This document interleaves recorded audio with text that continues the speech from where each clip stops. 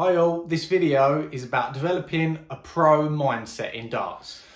So developing a pro mindset in darts, what's it all about? So in this video I'm going to cover sort of what pros think about, what they do, how they train, but more importantly what their mindset's all about. And even talking about pros and professionals and the people at the top of the darts game, there's elements of vulnerability there, and there's things that I want to cover, and basically how people have got over certain things as well, which can help you and me and anyone playing darts who's, no matter what level they're at, to get to that next standard and give themselves a bit of stickability, and also push through the hard times, which we all have and we all will have at some point. So a couple of things I wanted to cover as well is a lot of people have asked me about, and obviously I've got some experience helping people, and also some advice from others that have kind of gone through Dartitis, which is a dread for a lot of people, and surprised the number of people have actually had that happen to them. So I'm going to go a little bit into that in the video, but the main thing is really helping anyone out there who's sort of struggling mentally and thinking, oh, I'm having a bad week, I'm having a bad month, I'm having a bad year even, to give you some practical tips and really use what I've learned against the pros and myself in the 10,000 hours experiment to move forward with that. So hope you like it, and yeah, shout me a comment, see what you think, and let me know if it helps. So let's dive into it. So for me, developing a professional mindset is something that's really important, and it's not looked at enough. As we know, darts is about throwing the targets at the board and getting your darts as close as possible to your target or in, but the big part that holds that off for a lot of people is actually a mindset. It's actually a mentality. It's when you go up to the dartboard and you're trying to focus on, hitting a 180 or taking out a winning double, more importantly for a lot of people, the biggest thing that people actually struggle with is the ability not to choke, not to tighten up, and to just follow through in a relaxed way to make sure they hit that double. I always use the example that if you just took 3 darts at the practice board when you've been playing a little while, and you said, right, hit a double in 10 darts, for example, you'd do it every time. Most people who are a decent standard, been practicing a good amount of time, will do that within, maybe 1 to 5 darts, maybe even 1 to 8 darts, 1 to 9 darts, something like that. So it's not a hugely difficult thing. Obviously, it's a bit more difficult when you're starting off, but once you get in that habit of knowing where they are, you play regularly, and it's something that you do, it's not a problem. But why all of a sudden, when there's a winning double, there's a match on the line, a tournament on the line, you could miss 15 and still be sitting there struggling. Opponent takes it out, and it's the worst feeling in the world. There's a lot worse feelings, and this is what this video is all about, is helping your brain for not seeing that as a fear. That's actually what happens, believe it or not. Don't go too much into the scientific part of it, but what actually happens is when you tighten up on a double, or you don't follow through on the last dart, you're thinking about the end result. What actually happens is a part of your brain actually shuts off from its normal part, and it turns it to somewhere else, thinking that your brain now thinks it's just seen a predator, or it's just seen something dangerous that you've gone, which means you get a flood of adrenaline from your body and your brain, and then all of a sudden your heart starts racing faster, you're taking in less oxygen. Well, you're taking in more, but what I mean is you're not processing that oxygen the same way you normally do, which means your throw's going to change. It means you're going to snatch, you're going to do not the normal relaxed version of you, which you have to accept. The only thing you can really do about that is actually, one, control your breathing, calm yourself back down, and or don't let that feeling arise in the first place, or make it less. Something that I do, and I know a lot of people do, is they focus on their breathing and calm themselves down so they're breathing in a normal way, even if they do start to feel a bit of adrenaline start pulsing through them. Take a step back, have a little second for yourself just to process what you're doing. And to quote someone who, I obviously spend a fair bit of time with, but professional player Gian Van Veen, he, said to me, one thing he's really learned, especially rising through the pro ranks, he ran a development tour the weekend, not playing his best. One thing he really said to me is he went through a bout of Dartitis, quite terrible, to be honest with you. It was quite bad for him to get through, as a lot of people have in the game. And one thing that actually helped him get through it was really just working on his mindset, the way he's processing darts. His brain started to see them as a fear. Oh, if that doesn't go open, this will happen. Which your brain is thinking, wow, just a rush of chemicals and endorphins going through your body, which throws everything out of whack, meaning you just can't let go of the dart. You're paralyzed by fear ultimately. And one of the things he said to me that really helped him get through that was, approaching the perspective of darts in a different way. thinking to himself, well, what's actually going to happen if I miss this? Yeah, okay, I'll lose a match. Okay, yeah, I'll lose a leg.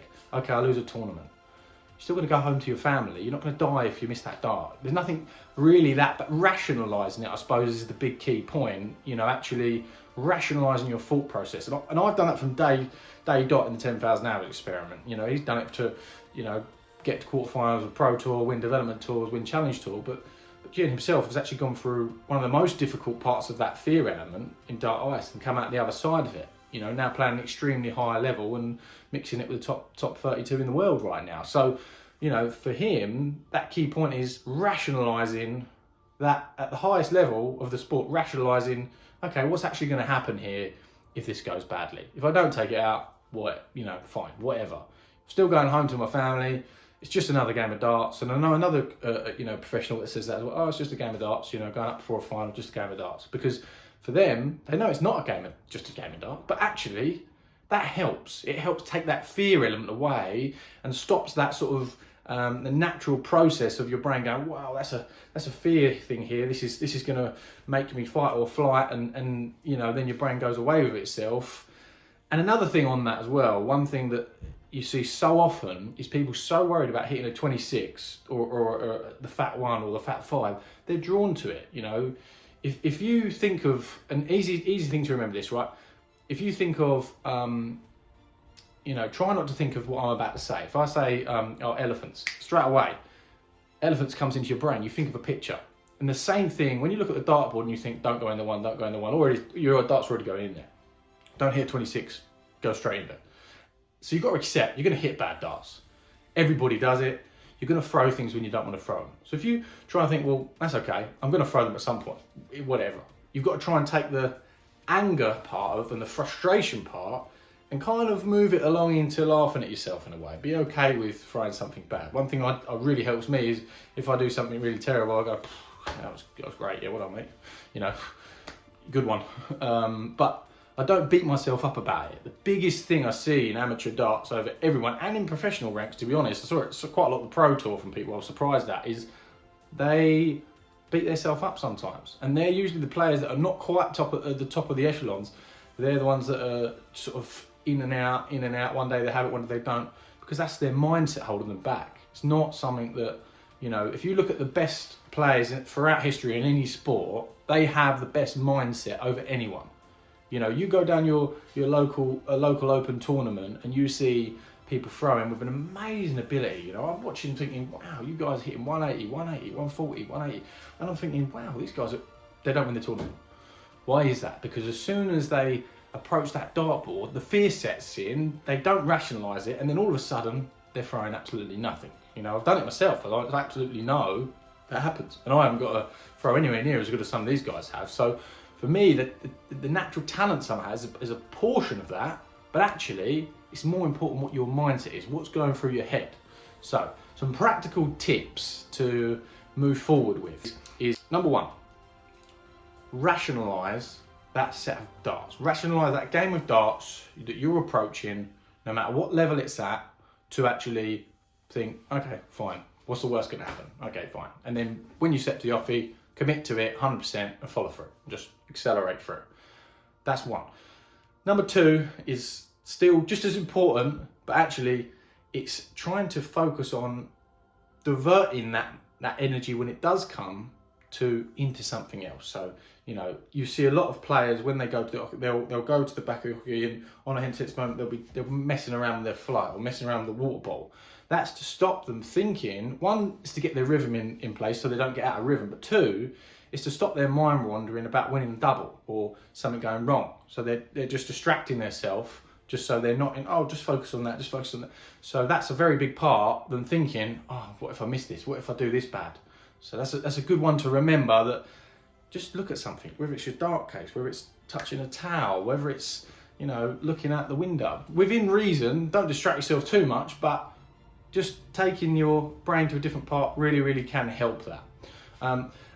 And number three, finally, I'd say the most important thing when you're trying to play to that next level is staying the course. Just staying committed, you know, make it a bigger journey. One thing Gian said to me is He's got a longer term plan, a bit like I have with the 10,000 hours experiment. He's just better. But a longer term goal takes the focus away from one match or one double or one event.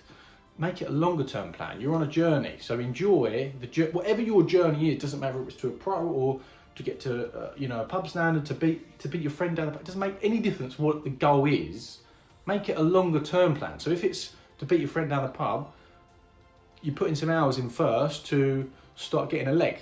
Then you put in hours to start getting a couple of legs. Then it's make it a longer journey, and don't set the goal here, because as soon as it comes up to it, your brain's going to go, whoa, we need to act now. You don't. You need to just, more relaxed you are. You see people when they're playing their best, they're just in automatic mode. And you've probably done it if you've played darts enough.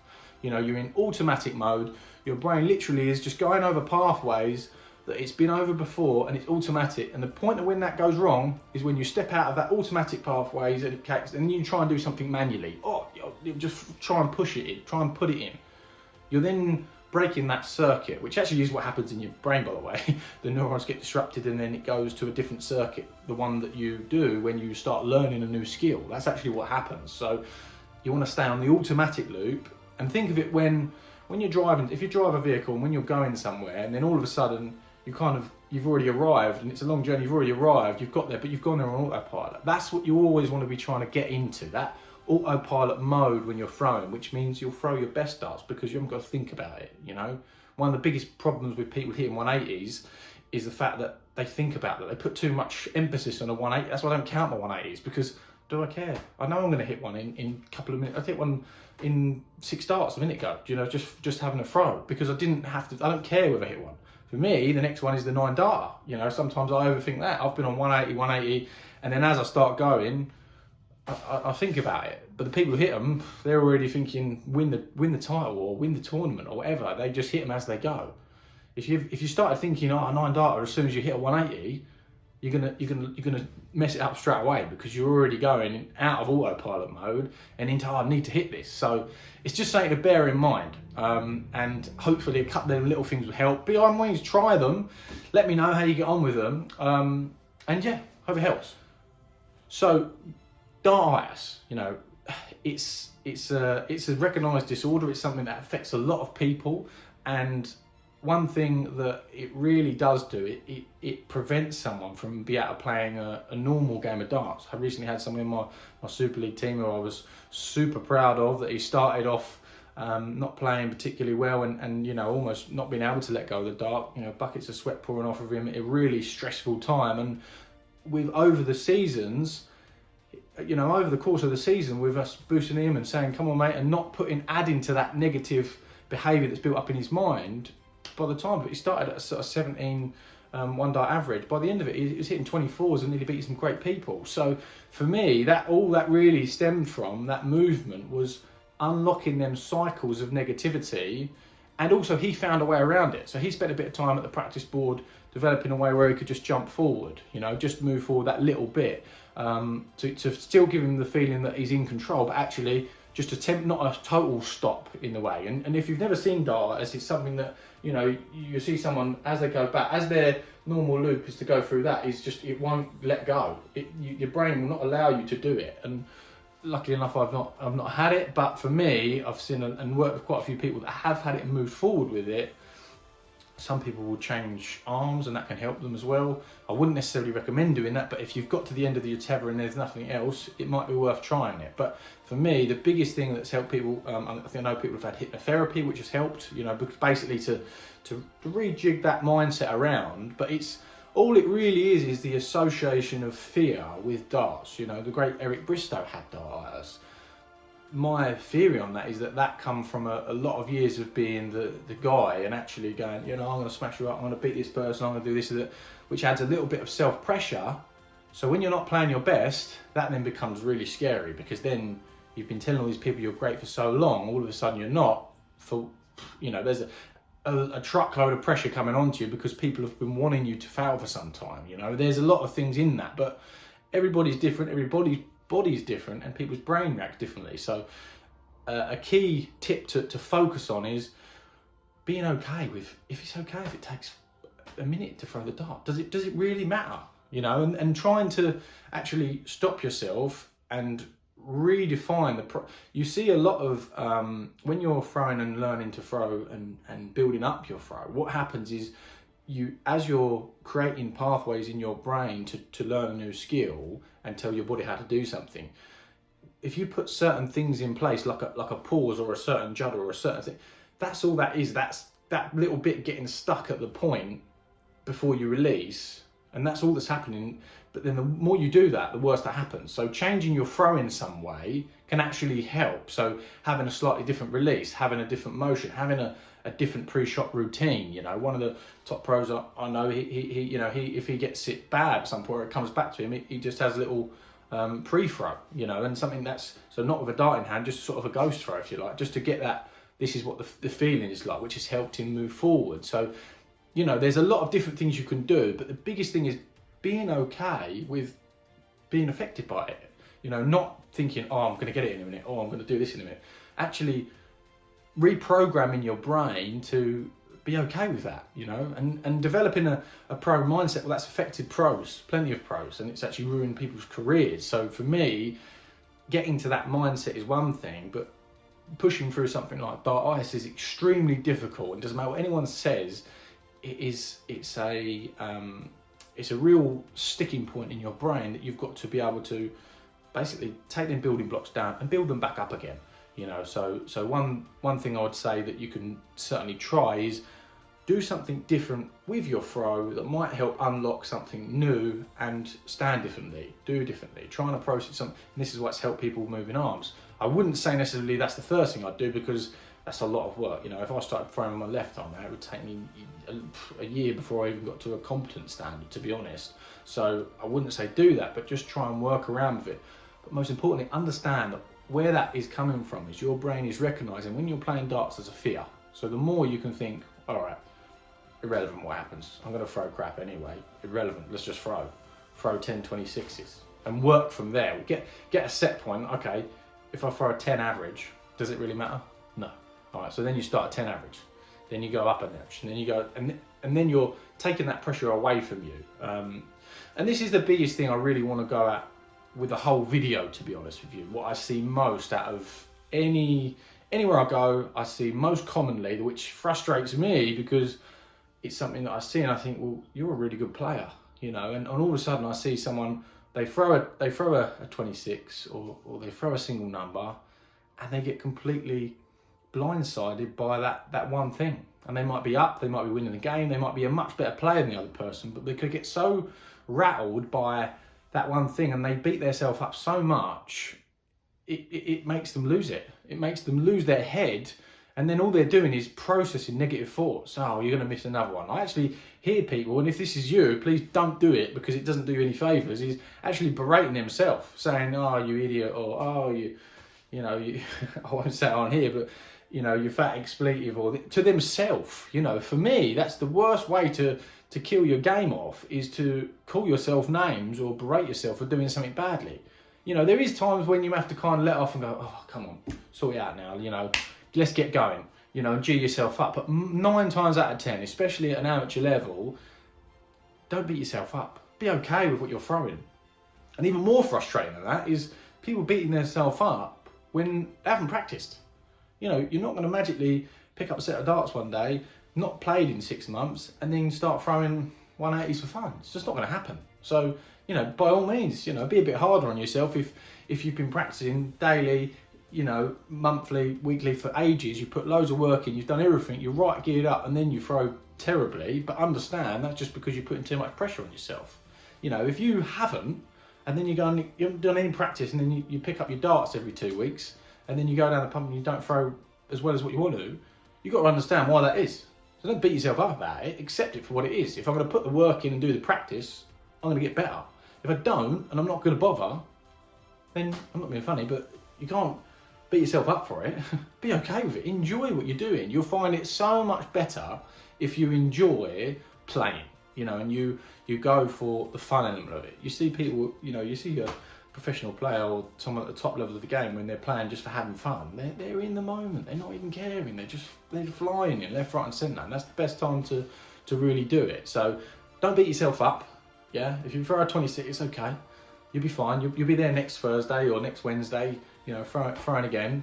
But focus on what you can control. Focus on, you know, trying to hit them good shots, you know, trying to enjoy the moments, you know. I had it in golf a few years ago. I used to play a lot of golf when I was younger and got to a decent standard. But actually, when I stopped practicing, I started to see myself drop, and I fell into that habit of, oh, why am I not playing better? But then I come to terms with the fact, well, I'm not practicing, so I'm going to get worse, aren't I? And then I had to approach it differently, and I heard some really good advice. Someone said, just focus on hitting some good shots. And that's what, even now, I don't really practice, so I do that. I focus on hitting good shots. If I'm playing badly in darts, I focus on the individual, trying to hit a couple of good throws, you know, trying to hit a good score here and there, make some darts sit in the board exactly how I want. I don't focus on, you know, my average. That's why Super League, I've pulled out of Super League myself, because for me, focusing on my average and focusing on my individual score is not that important. Winning the game is important. So for me, and adding self-pressure with a team environment, for me, it's not the best thing for my game right now, but I've recognised that. So you've got to do what's right for you. For some people, Super League's great because actually it helps them in a team environment, boosts them up. You know, for me, I put more self-pressure on myself, so it actually doesn't help me. But you've got to know your own game and what's right for you, you know. I like to go to an open tournament or something with singles where it's all on my shoulders, it's all on me, and I'm okay with losing for myself. I'm not so okay with losing for other people, hence why it probably suits me doing that sort of thing. But know your own game and know what's right for you. So hopefully a few of them things help, you know. Hopefully I'm boring anyone with talking about the scientific part of it, but obviously there's a lot more information out there about the actual scientific part of the brain and how it goes in and out of them circuits, if you like. You know, you've got to really just think, you've got two circuits. You've got the automatic loop and then you've got the manual loop. You know, all the time you're in the automatic one, that's when you're going to hit 180s, take out doubles, not think about it. All the time you then see fear and switch and you go in the manual one, it's going to go all over the place. So think about next time you're playing badly, what one are you in, and give yourself a boost, you know. One thing it really helps is to know as well, this is one thing I'll just leave with you, is when you're actually playing and you smile or you do something that's makes you feel good, or you have a positive fall, if you see something good, your brain doesn't know something whether it's actually happening good or you've just made it up. It doesn't know the difference, basically. You know, if you just, you know, actually force yourself to smile and actually put a good thought in yourself, your brain thinks it's seen something good, so it will fire off good endorphins. So that's something that massively can help, you know, as a little tip, is just to give yourself, and the same as negative. If you see something negative, loads of negative thoughts are going to fly into your brain, and that's going to make you play worse, just a fact. You see people when they're playing the best, they feel aggressive, they feel positive, they feel like they're going to win, they believe they're going to win, you know.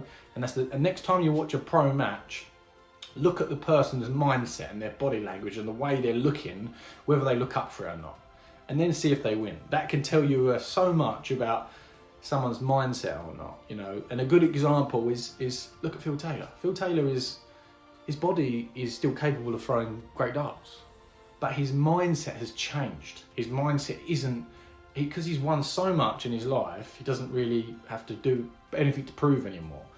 But his mindset's changed. Another thing, Peter Wright, years ago, he was throwing very similar to what he's throwing now, but his mindset changed, you know. Someone said to him, I've got it on good authority, someone said to him, you know, what's all your sort of second place trophies all about? And he was like, well, yeah, okay, second place trophy, fine.